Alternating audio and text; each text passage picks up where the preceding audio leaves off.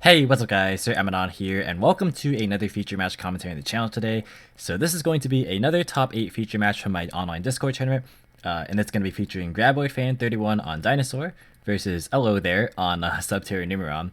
So if you guys do want to participate in the next tournament or find the deck lists for this one, definitely go ahead and check out the link to the Discord server. It's in the description box as usual. But without further ado, let's just go ahead and get started here. We are going to see... Looks like Subterror gonna win the RPS, and going to opt to go first. Both players playing 41 cards, pretty interesting. But the opener for Subterror is gonna be Guru, Extravagance, Network, Numeron Wall, and a copy of Droll.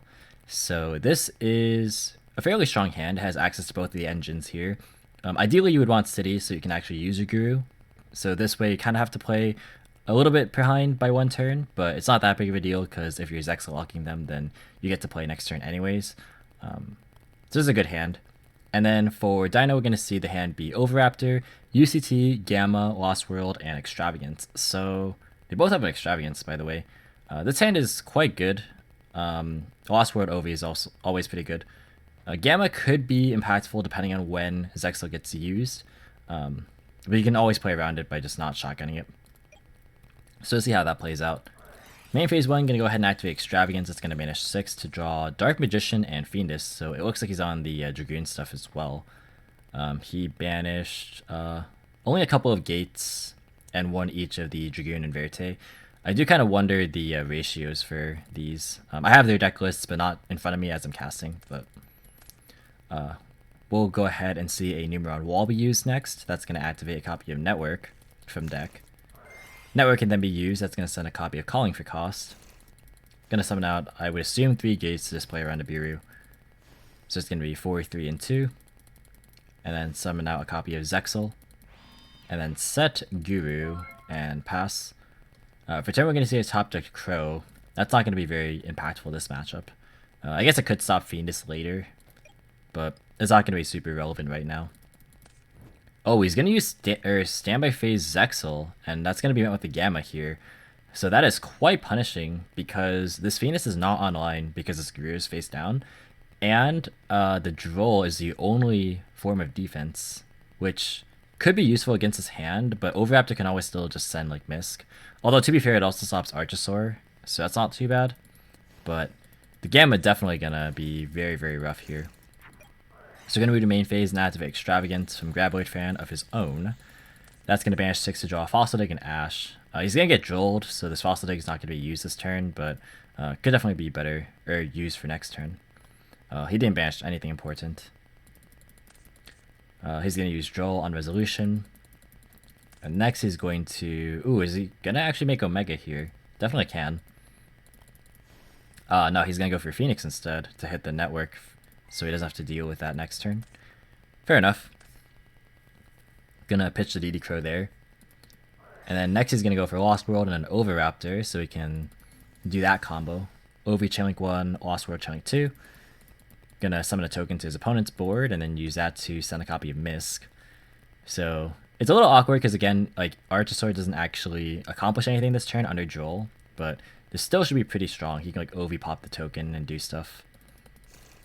Yep, he's going to do that. So he's going to use OV to try and target the token and then protect with Lost World. That's going to destroy Baby and then summon a copy of Misk from deck. So now he has 2 Dinos in grave. He can summon out UCT. So let's think about the routes to maybe end the game this turn. If he summons UCT and then attacks with everything in the battle phase, he'll deal 2k with the UCT, plus 36, so that's 56 plus 14, because Lost World. So 56 plus 14 is 7k, so that's not game. If he plays Pentastag, then he can go Pentastag and then summon UCT under it, and then attack for 35, attack for, it would be 35 minus 13, which would be, gosh, math is hard, 22. So 22 plus 35 is 57, plus 18 is 75, and Pentastag I think is 1600 attacks, so that's 11, so that would be game. So if he plays Pentastag, it should be game. Looks like he's not, because he's overweighing for a copy of Dalka instead. Fair enough. He's gonna go ahead and banish 2. I guess you have to, like, respect Nibiru, because you summoned a Gamma and you weren't able to resolve Misc in hand because it never went to hand. So that's also reasonable. He's going to go ahead and banish 2. That's going to summon out the UCT. And then he's going to go Battle Phase, attack for 2k. This doesn't activate because he's using the UCT effect. So it doesn't actually make it to this part of the damage step because it activates at the start of the damage step. So it never gets flipped. Yeah, so that's going to be 2k from both of those monsters. And then 14 plus 18 is 32. So you should be at, what, 28, I think? Or, yeah, 28. So it should be 1,000 more because he took extra damage. Yeah, forgot about Lost World there. Easy fix. Gonna go to main phase and then end phase and just pass turn. Ooh, for turn we're gonna see a top deck Imperm. That is pretty decent. So it actually depends on how many Numerons he has left. He actually did banish another copy of Zexal. And most builds probably play like just 2 calling. So that might just be his last Zexal. So this network could be off.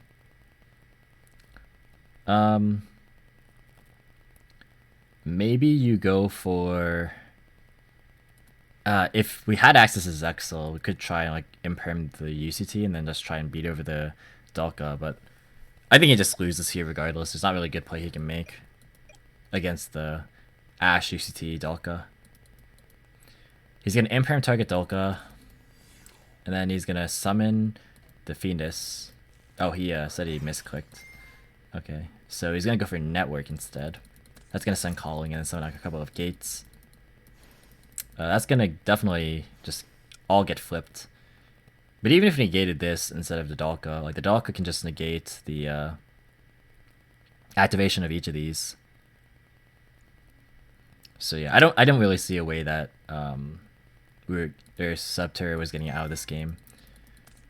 UCT gonna flip the board.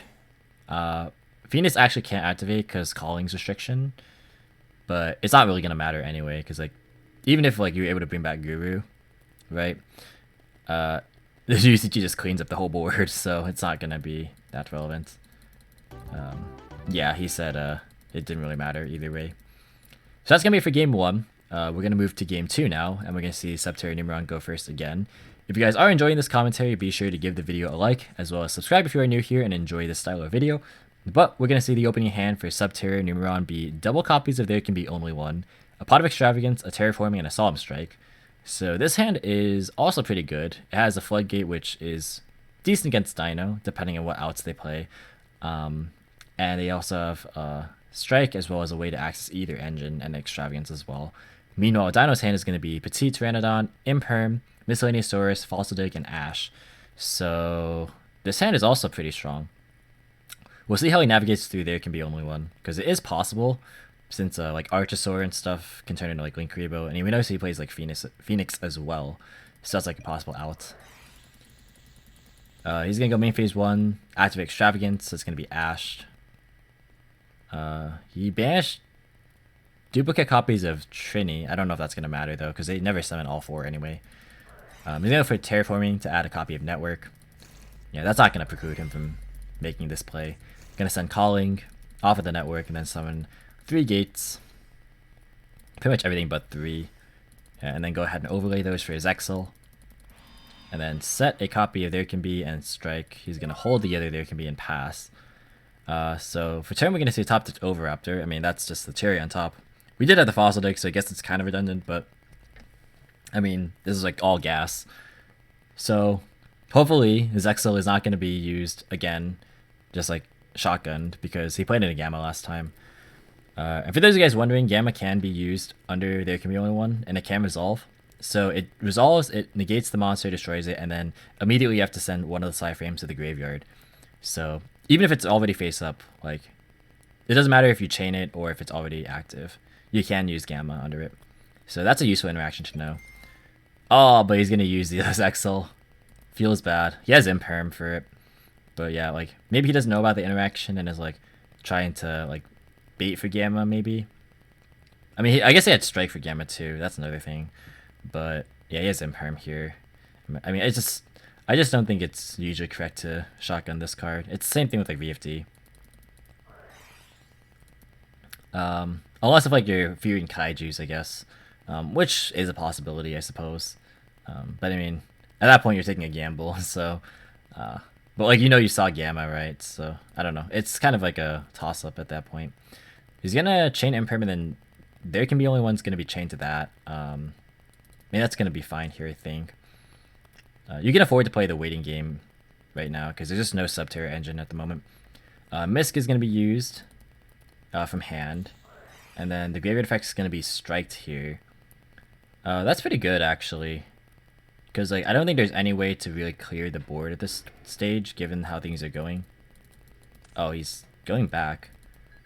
Oh, it looks like he's going to strike the hand effect of Miscellaneousaurus. I think that's a bit of a misplay, because Misk only protects from activated effects, so your Floodgate is still going to be live. I probably would just personally strike the Misk effect in Grave. Because that gets you to Archosaur, which can get you to Conductor. Because you know that can turn into like Link Hcabe, so you can clear the way for your UCT. So I probably would just held it. He's going to use the Misk effect in Grave then, and then go for Archosaur. That can destroy the Petite. Petite can't summon anything, but it's still fine. Like it trades very nicely. It attempts to activate still, because it is mandatory. He's going to link away the Archosaur for Link Hcabe. And then go for Fossil Dig to add Misk. That's pretty good follow-up for next turn, I guess. This game is definitely not ending on this turn. But it's definitely going to be a War of Attrition, which he'll be winning for sure here. Overraptor going to be normal summon next. That's going to add a copy of Baby to hand. So I guess you can go for Phoenix now, because we did see it in game 1. So you can like pop the...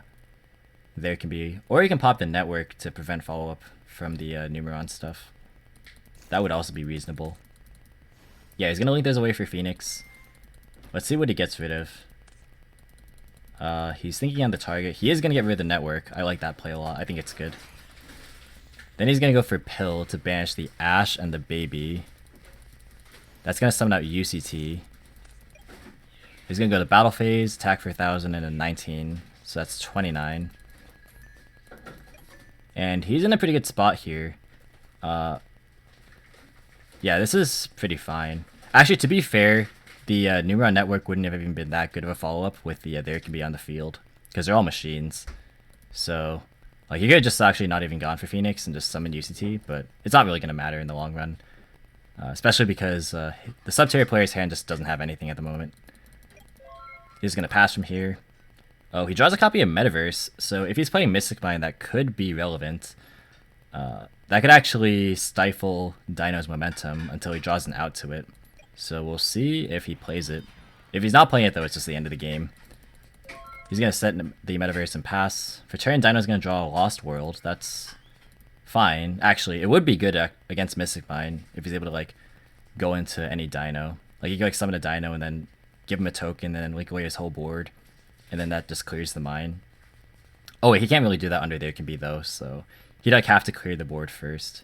Like it would require just linking away a lot of stuff just to burn materials.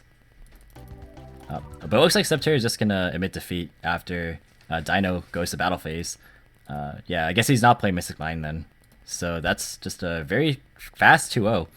Not a whole lot to say. I guess this is just a pretty good matchup for Dino. I mean, to be fair, Zexo never resolved, but there was just never really a Subterror engine going, so yeah, never it would have grind, and Dino just is known for OTKing. But that's going to be it for the video, guys. Thank you so much for watching. Leave a like if you enjoyed, as well as any thoughts or feedback in the comments. Subscribe for more competitive Yu-Gi-Oh content. If you want to, you can follow me on all social media platforms, or support me via Patreon or TCG Player. All the links are in the description as usual. And until next time, I'll catch you in the next video. See you guys.